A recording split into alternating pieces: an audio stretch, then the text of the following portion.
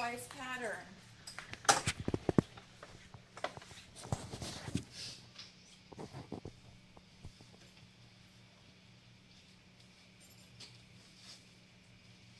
Then I'm going to auscultate for any abdominal bruise. I'm going to switch and use the bell. First I'm listening at the aortic, just over the umbilicus. Then the renal arteries. Then the iliac. And then the femoral.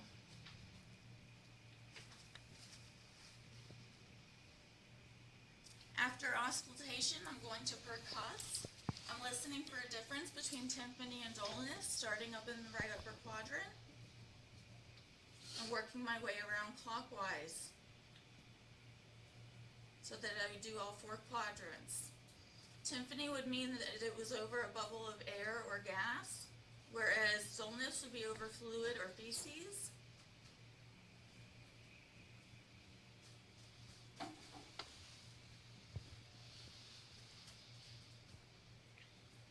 And again, I'm watching the patient's face.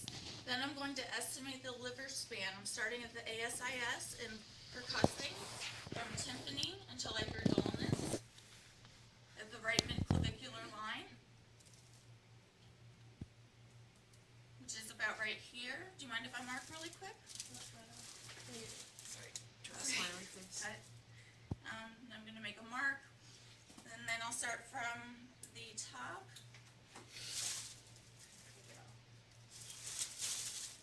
And percuss until I hear from tympany to dullness again and mark that spot. Then I'm going to measure between the 2 spots. Sorry. And it's 9 centimeters. Normal is 6 to 12 centimeters, so there's no hepatomegaly. Then I'm going to attempt to percuss the spleen. I'm going to ask the patient to roll over to her right side.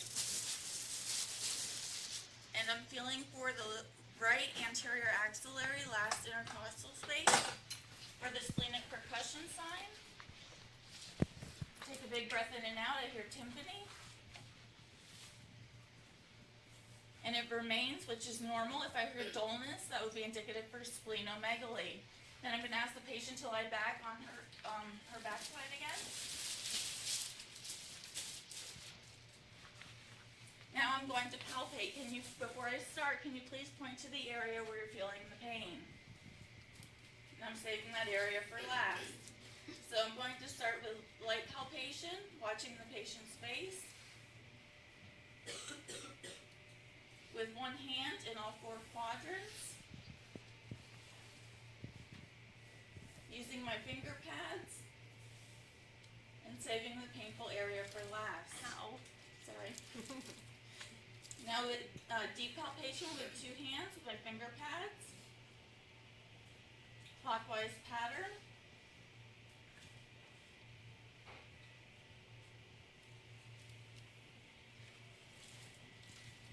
Ow. Again, tender area at the end. After I palpate, then I'm going to attempt to palpate the abdominal aorta. I'm going to feel for the pulse on both sides. And it should be no wider than 3 centimeters. I'm going to attempt to palpate the liver edge. I'm going to place my left hand behind her and the right one at the costal margin. Please take a deep breath in and out through your mouth. And I'm feeling for the edge of the liver to hit my fingertips. Then I'm going to attempt to palpate the spleen. Please take a big breath in and out. Generally, it's not palpable. If so, if I do feel it, it might be splenomegaly. I'm going to attempt to capture the kidneys. Generally, the left side's not felt. Big breath in and out.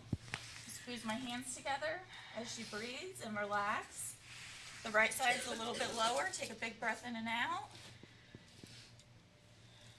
Again, attempting to capture the kidneys. Can you go ahead and sit up, please? Now I'm checking for CDA tenderness on the flanks. I'm just with my one hand is flat, and I'm just making a fist and pounding on each side to check for any kidney tenderness.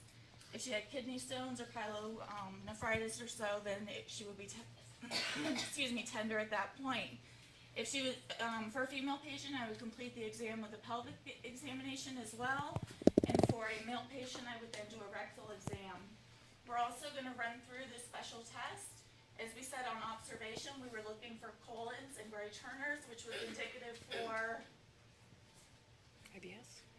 pancreatitis, colons being bluish discoloration periumbilically, or Gray Turners, bruising or bluish discoloration on the flanks. Go ahead and lie back, please. Knees up. If she had pain in the right upper quadrant, I would check the Murphy sign. Again, attempting to palpate the liver, left hand behind, right hand on top. Take a big breath in and out. Watch her face, and if she had a rest or stop on inspiration, that might be indicative of cholecystitis. Then I'm going to check for if she had pain in the right lower quadrant. Generally, it starts periumbilically and then it radiates down to that quadrant. At McBurney's point, I would find the ASIS in the umbilicus, and then come 1/3 of the way over to McBurney's point and press down, see if she was tender there. Then I could also do cutaneous hyperesthesia and pinch to see if there's any peritoneal inflammation in that area. I could do Robson sign, in which I would push on the left side, looking for any referred pain to the, from the left lower quadrant to the right lower quadrant, indicative for appendicitis. I could check for rebound tenderness, so you feel it more when I push down or when I withdraw. And if it's with withdraw, that's indicative for peritoneal inflammation or appendicitis as well. Then I could check the obturator test. I would have the patient bend their knee up. This test for appendicitis is also, we're using the right leg, and I'm gonna rotate internally and externally and see if there's any referred pain to the right lower quadrant. Then ask the patient to straighten both legs and go ahead and push up with your right leg. And I'm pushing down, and they're pushing the leg up against resistance, and I'm seeing if there's any referred pain to the right lower quadrant, again indicative for appendicitis. Shifting dullness and fluid wave tests are for ascites. With the shifting dullness test, the patient is lying supine, so the air should be in the middle and any fluid will be around the edges. So I'm going to palpate all the way around. Can you hear my pen liquid, please? Thank you. And I'm gonna mark where I hear tympani change to dullness.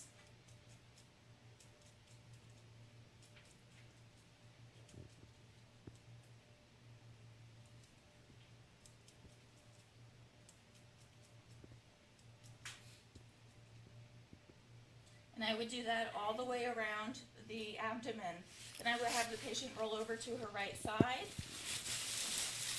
And then I would start at the top again, from tympani to dullness.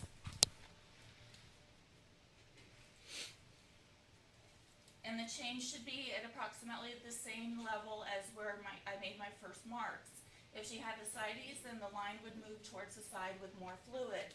The test for shifting dullness, I'll ask the patient to please lie on her back. The fluid wave test.